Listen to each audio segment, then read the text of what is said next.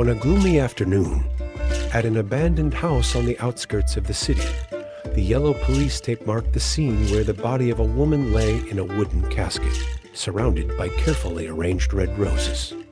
On that desolate patch of earth, the red roses took on a particular hue, as if representing a silent funeral for the victim. The victim was identified as Emily Collins, a 28-year-old woman who worked at a city jewelry company. The main suspect targeted by investigators was Thomas Green, a gaunt man with shifty eyes, known to be a former partner of the victim. Thomas and Emily had once been in a romantic relationship, but conflicts and disagreements led to their breakup. After being left, Thomas became obsessed, idolizing Emily in a twisted manner. He frequently sent her red roses as a sign of his so-called loyalty. During the investigation, detectives found messages on Emily's phone that reflected fear and anxiety. Thomas had repeatedly issued direct threats when Emily refused to reconnect with him.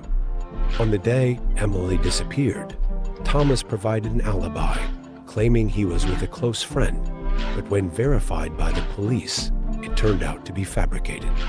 Eventually, the security camera system captured footage of Thomas driving near the crime scene on the night of the incident. Suspicious behavior, combined with evidence of his obsessive love, ultimately led to Thomas being charged. In court, Thomas eventually confessed to everything. He said he had put Emily to eternal rest with the roses, so she would always belong to him. His manic obsession and distorted reasoning had turned Thomas Green into a heartless murderer. Emily's story ended with the punishment of her killer, but the red roses left behind a question mark about love and the extreme obsessions of humanity. It made us realize that love, once given, does not always bring freedom and happiness. Months after the trial, Emily's family was still struggling to find closure.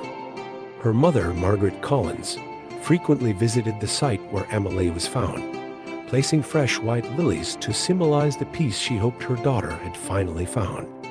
The abandoned house where Emily's body had been found was eventually torn down.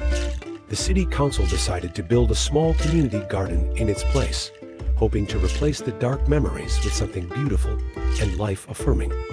As the first flowers began to bloom, people from the neighborhood came by to admire them, unknowingly walking over the ground where Emily had once lain. The garden became a symbol of resilience, a quiet tribute to a life taken too soon.